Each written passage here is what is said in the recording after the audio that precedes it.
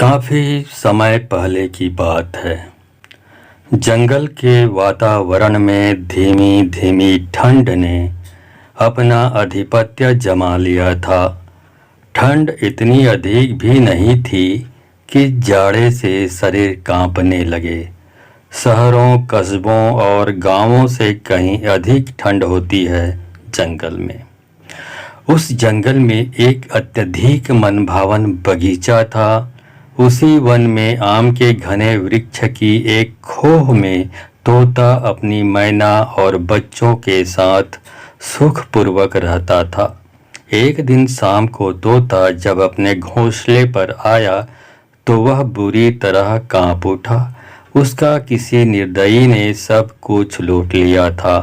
वह पेड़ कटा हुआ था जिसकी खोह में उसका घोंसला था, जिसमें वह अपनी मैना और बच्चों के साथ सुखपूर्वक रहता था। पेड़ कटने की वजह से उसका घोंसला उजड़ गया था। उसकी मैना और बच्चे वहां नहीं थे। तोता काफी दुखी हुआ। यही तो उसका निवास था, जहां वह दिन भर की मेहनत के बाद अपनी मैना के साथ विश्राम किया करता था। तोते ने कटे हुए वृक्ष के चारों ओर नजरें घुमाकर देखा और उसे उसकी मैना और बच्चे कहीं नहीं दिखे। घोंसला उजड़ने और अपने परिवार के सदस्यों के बिछड़ने का तोते को काफी दुख हुआ। वह सोचने लगा, भगवान ने इस संसार को इसलिए बनाया है ताकि सब प्राणी एक दूसरे से प्यार करे, एक दूसरे की मदद करे, लेकिन कुछ लोग इन नियमों को भूलकर दूसरों को कष्ट पहुंचाते हैं। यह सब सोचते हुए बेचारा तोता चुपचाप सिर झुकाए एक ओर बैठ गया। तभी अचानक तोते को याद आया कि करीब के ही एक बाग में एक मैना का घोंसला है और वह वहां अकेली ही रहती है। उसने अभी तक किसी तोते से नाता नहीं जोड़ा है। यह सोचकर तोते ने राहत की सांस ली। उसने सोचा, अपना घर बार उजड़ चुका है, शायद मेरी दास्तान सुनकर मैना को मुझ पर दया आ जाए और वह मुझे अपने घोंसले में थोड़ी सी जगह दे दे। काफी सोच विचार करने के बाद तोते ने उड़ान भरी और कुछ ही पल में उस डाली पर पहुंच गया जिस पर मैना का घोंसला था। मैना ने जब एक अजनबी तोते को देखा तो वह चौंक कर उछल पड़ी और वह उससे दूर जा बैठी तथा कड़क कर बोली, हे तोते, ये क्या है? तुम यहाँ क्यों आए हो? मैं इस डाल पर बरसों से रह रही हूँ। इस पर मेरा अधिकार है। तुम यहाँ से भाग जाओ। हे मैना, इतना गुस्सा क्यों करती हो? तोते ने धीमी आवाज में कहा, मेरे यहाँ बैठने से तुम्हें क्या एतराज है? रात बिताने आया हूँ, सुबह होते ही चला जाऊंगा। हरगिज नहीं, मैना ने क्रोधित स्वर में कहा। मैं तुम्हें यहाँ एक पल के लिए भी नहीं रहने दूंगी। जाओ कहीं और रात बिताओ। मैना, एक बात पूछूं? तोते ने कहा। पूछो, क्या पूछना चाहते हो? मैना ने उसकी ओर देखे बगैर कहा।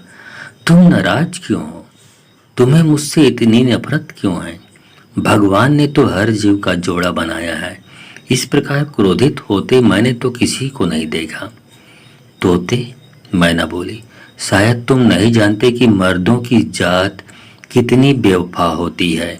वह हमेशा औरतों को अपनी लच्छेदार बातों में फंसाकर उन्हें दुख देता है और उनसे बेवफाई करता है। इसलिए मुझे मर्द जात से सख्त नफरत है। मैं किसी भी मर्द को अपने पास नहीं फटकने देती। लेकिन सब मर्द तो एक जैसे नहीं होते, तोते ने कहा। तुम मुझे सफाई मत दो और यहाँ से भाग जाओ ताकि मैं अपने घोंसले में जाकर आराम से सो सकूं। मैना ने कहा, मैं अन्य मर्दों की तरह नहीं हूँ और बेवफा भी नहीं हूँ। रमणीक द्वीप के जंगल के बाग में एक आम के पेड़ की खोह में मेरा घोंसला था, जहाँ मैं अपने बीवी बच्चों के साथ आराम की जिंदगी बसर कर रहा था। लेकिन किसी निष्ठुर ने उस पेड़ को काट डाला, जिससे मेरा घोंसला उजड़ गया। मेरी बीवी बच्चे मुझसे बिछड़ गए। इसलिए आज की रात मुझे यहाँ बिताने दो। तोते ने मैना से विनती करने वाले अंदाज में कहा। मैं तुम्हारी बातों में नहीं आने वाली तोते। मर्द ऐसे ही बातें करके औरतों को बहला फुसला कर उनसे साथ बेवफाई करते हैं, लेकिन सब मर्द तो एक जैसे नहीं होते मैना, तोते ने कहा। मर्द सिर्फ मर्द होते हैं, वह मर्द ही क्या जो बेवफा ना हो। अगर तुम मर्दों की ऐसी वकालत कर रहे हो तो मैं तुम्हें मर्दों की बेवफाई की एक दास्तान सुनाना चाहती हूँ।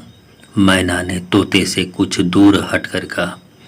सुनाओ मैना, तोते ने सोचा चलो इसकी दास्तान सुनने में रात को कुछ समय तो गुजरेगा ही।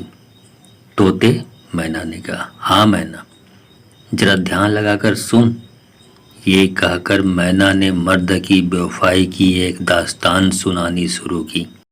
सीमा शायरों की शायरी की कल्पना के समान सुंदर थी। पहली ही नज़र में हर कोई उसे पाने के लिए तड़प उठता था। उसकी उम्र 16 बसंत पार कर चुकी थी। कहने का तात्पर्य यह है कि वह जवानी की दहलीज पर कदम रख चुकी थी। उम्र की यह ऐसी सीढ़ी होती है जब किसी को अपने आप पर अख्तियार नहीं रहता, दिल बेकाबू हो जाता है। मगर सीमा ने अपने दिल को बड़ी मजबूती से अपने काबू में कर रखा था। कॉलेज के छात्र उसे एकटक देखते और तरह तरह की फप्तियां कसते, परंतु वह कभी सिर उठाकर न देखती। नारी की ताकत आंखों में होती है। जब वह आंखें नहीं मिलाती थी तो उसका दिल पहलू से जाता कैसे। समय चक्र घूमता रहा। उसी कॉलेज में एक रईस बाप का बिगड़ा हुआ बेटा रोहित भी पढ़ता था। वह तो कॉलेज में सिर्फ समय बिताने के लिए आता था, वरना उसका काम था सिर्फ शराब पीना, अय्याशी करना और कॉलेज की लड़कियों के साथ छेड़छाड़ करना। कॉलेज की छात्राएं भी इस बात को अच्छी तरह से जानती थी कि रोहित की यदि शिकायत भी की जाए तो कोई लाभ नहीं है, क्योंकि अगर उसका कॉलेज से रेस्टिकेशन भी हो गया तो उसे कोई फर्क पड़ने वाला नहीं है, लेकिन उससे दुश्मनी अवश्य हो जाएगी। एक दिन रोहित की दृष्टि सीमा पर पड़ गई। सीमा पर नजर पड़ते ही वह स्वयं ही बुदबुदा उठा। उफ, ये हीरा आज तक हमारी नजरों में कैसे नहीं आया। उस समय उसके आवारा साथी उसके साथ नहीं थे। वैसे 4-6 साथी हर समय उसके साथ रहते थे। उसका माल डकारने के चक्कर में उसकी हाँ में हाँ मिलाते रहते थे। रोहित ने एक पल कुछ सोचा, फिर वह उसकी ओर बढ़ चला।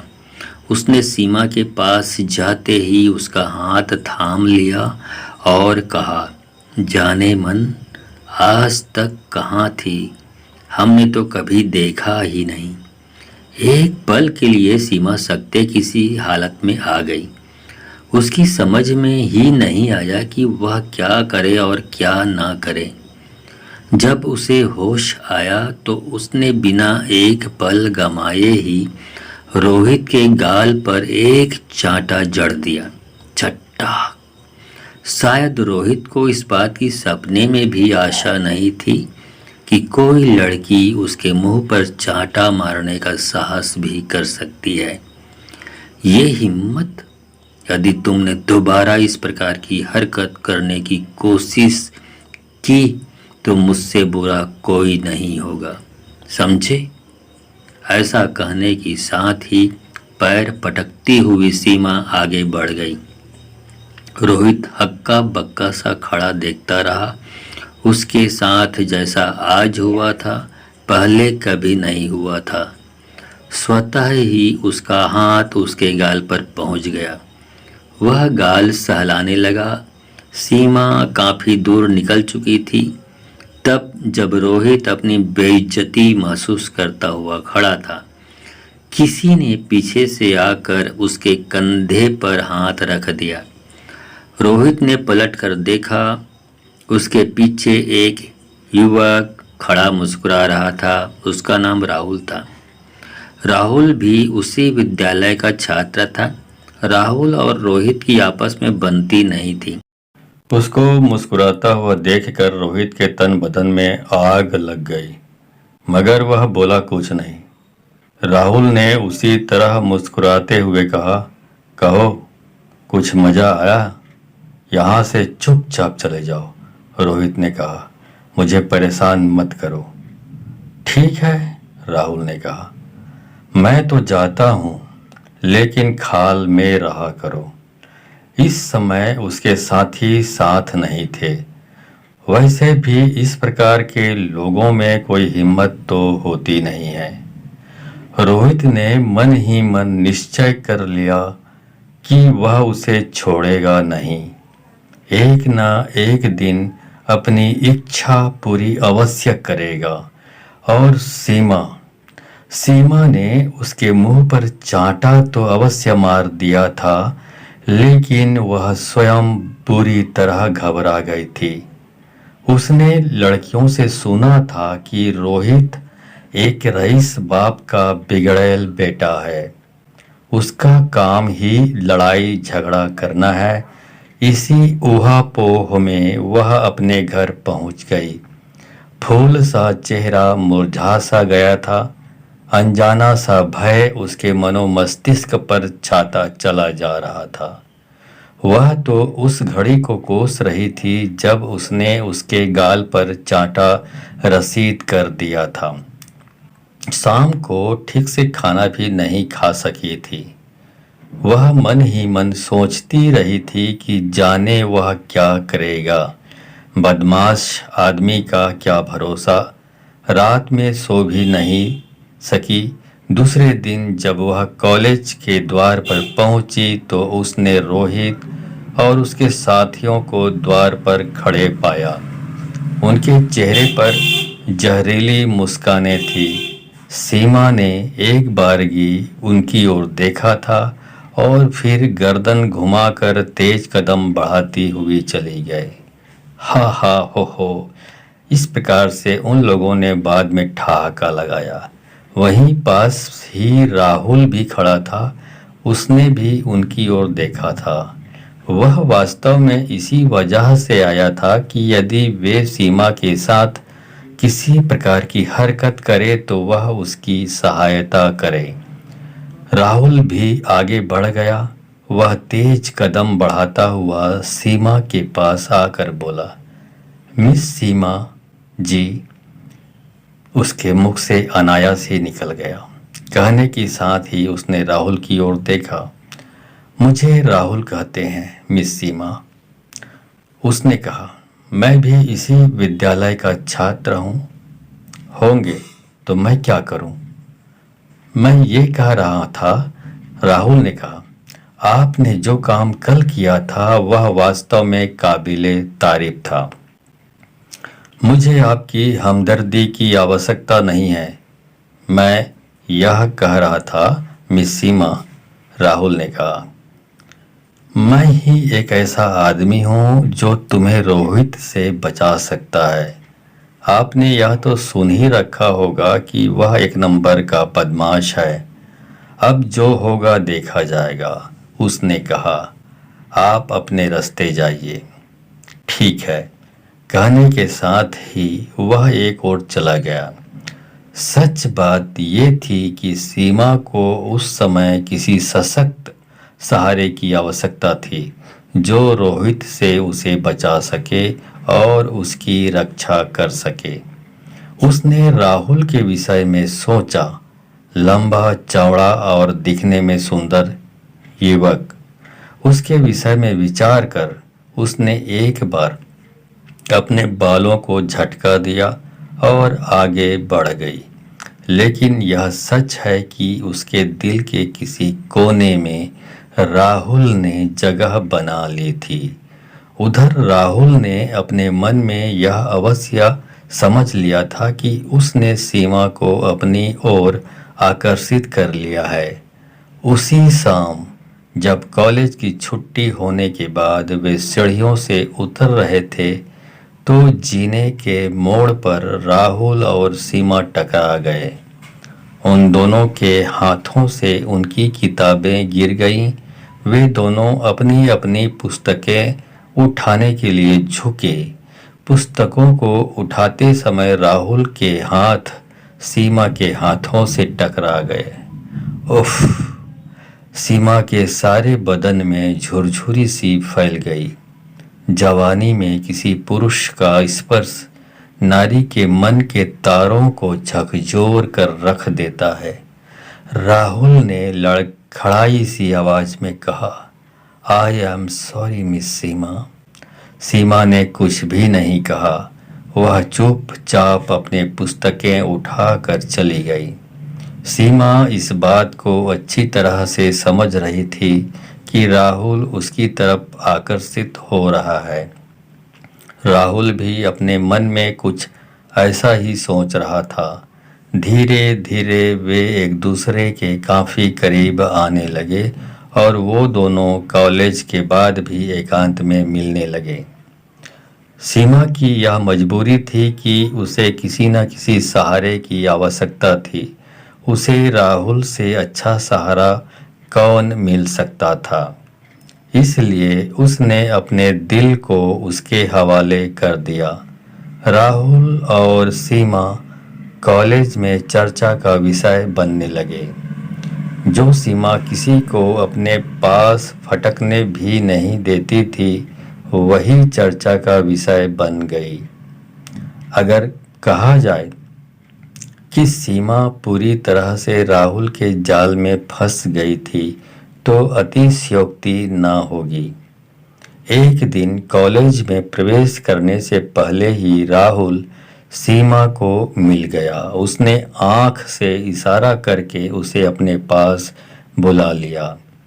सीमा के पास आने पर बोला, आओ आज एक होटल में चलेंगे। राहुल के चेहरे पर शरारत खेल रही थी। क्यों? सीमा, तुम्हारी हर बात में क्यों कहने की आदत बहुत बुरी है। मैंने तो तुम्हारे साथ जीने मरने की कसम खाई है, फिर अब तुम इतनी शंका क्यों करती हो?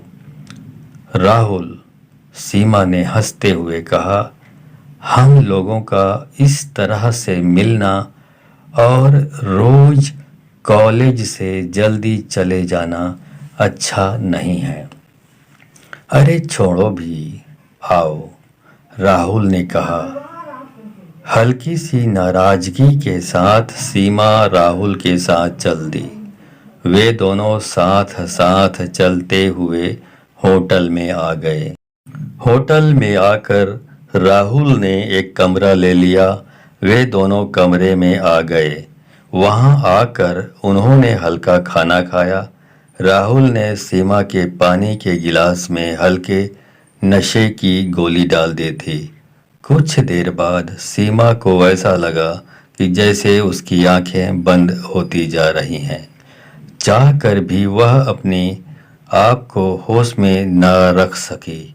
नींद ने उसे दबोच लिया। 4 घंटे बाद जब उसकी नींद टूटी तो वह अवाक रह गई। उसके पास कुछ भी ना बचा था। उसका सब कुछ राहुल ने लूट लिया था। कुर्सी पर बैठा राहुल उसकी ओर देख रहा था। सीमा, राहुल ने कहा, मैं बहुत शर्मिंदा हूँ, क्या करूँ? मैं अपने आप को रोक नहीं पाया। तुम्हारे रूप ने मुझे पागल बना दिया था। अब जो होना था सो तो हो गया था। रोने धोने या चीखने चिल्लाने से कुछ होने वाला नहीं था। सीमा ने अपने कपड़े ठीक किए और फिर राहुल की ओर देखते हुए बोली, अब चलो यहाँ से। सीमा, हाँ राहुल, मुझे माफ़ नहीं करोगी? राहुल, सीमा ने कहा, मेरे माफ़ करने या ना करने से क्या होता है? तुमने तो मुझे कहीं का नहीं छोड़ा। मैंने तुम्हारे साथ जीने मरने की कसम खाई है।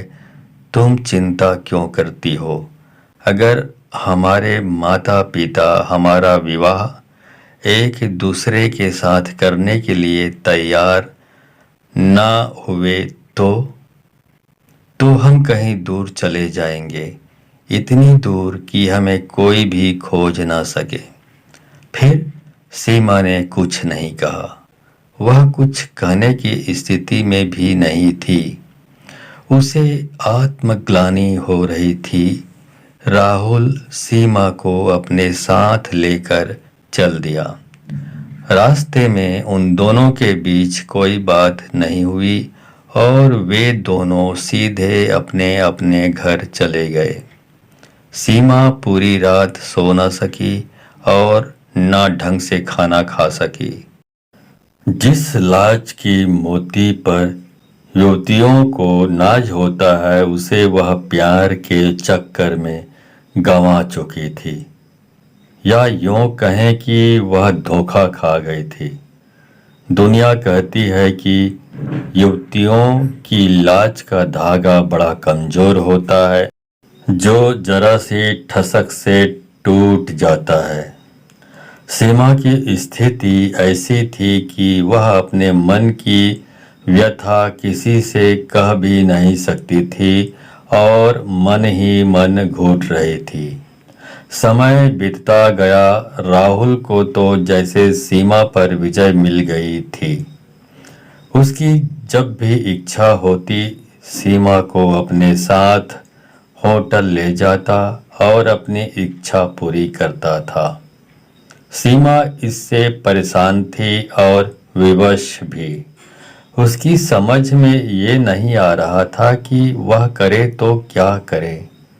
राहुल के जाल से उसका निकल पाना आसान नहीं था। एक दिन सीमा ने राहुल से फैसला करने का निश्चय किया। वह और राहुल कॉलेज के पास ही एक एकांत स्थान पर बैठे थे। राहुल सीमा के बालों से खेल रहा था। राहुल सीमा ने धीमी आवाज में कहा, कहो सीमा, क्या बात है? तुम मुझे ये बताओ कि तुम मुझसे शादी कर रहे हो या नहीं। मैं अब इस प्रकार के जीवन से तंग आ गई हूँ। सीमा के स्वर में धीमा आवेश था। शादी भी कर लेंगे, क्यों चिंता कर रही हो? नहीं, उसने साफ कहा। साफ साफ बताओ, सीमा ने कहा। मैंने अपने पिताजी को पत्र लिखा था, राहुल ने कहा। उन्होंने लिखा है कि हमारी होने वाली बहू को पहले हमें दिखाओ, तब हम कोई फैसला करेंगे। और अगर उन्होंने इनकार कर दिया तो राहुल ने कहा, हम भाग चलेंगे और विवाह कर लेंगे अपने पिताजी के पास। अब कब चलोगे? कल चलें? ठीक है, कल चलो। कल तुम सवेरे तैयार होकर आ जाना। और दूसरे दिन सीमा तैयार होकर आ गई। दोनों चल दिए। स्टेशन पर आकर राहुल ने 2 टिकट खरीद लिए। ट्रेन आई और वे सवार हो गए। सीमा राहुल के साथ जा रही थी, लेकिन उसकी मनःस्थिति बड़ी खराब थी। वह बार बार विचारों में खो जाती थी। बार बार वह सोचती थी कि यदि वह समय से न लौट पाई तो उसके माता पिता क्या सोचेंगे। उसके न पहुंचने पर उसकी क्या हालत होगी। इधर सीमा के विचार दौड़ते रहे और उधर ट्रेन दौड़ती रही। फिर एक स्टेशन पर राहुल और सीमा उतर गए। स्टेशन से बाहर निकलकर दोनों रिक्शे पर सवार होकर चल दिए। कुछ देर चलते रहने के बाद रिक्शा राहुल के संकेत पर एक स्थान पर रुक गई। रिक्शे का किराया देकर दोनों एक मकान की सीढ़ियां चढ़ने लगे। वे दूसरी मंजिल पर पहुंच गए। वहां एक औरत थी वह सीमा को अपने साथ लेकर अंदर चली गई। कुछ देर बाद वह औरत वापस आई। उस औरत ने राहुल के हाथ में 100-100 के नोटों की 3 गड्डियां रख दी। राहुल नोटों की गड्डियों को लेकर मुस्कुराता हुआ चल दिया। वास्तव में राहुल वेश्याओं का दलाल था, जो भोली भाली युवतियों को फंसा कर लाता था और उन्हें बेचकर चला जाता था। शाम तक सीमा को कुछ पता नहीं चला। उसने 1-2 बार पूछा, राहुल कहाँ है? उसे बताया गया कि वह शाम को आएगा, बाजार गया है। शाम भी हो गई मगर राहुल नहीं आया। सीमा को लगा कि वह किसी जाल में फंस गई है।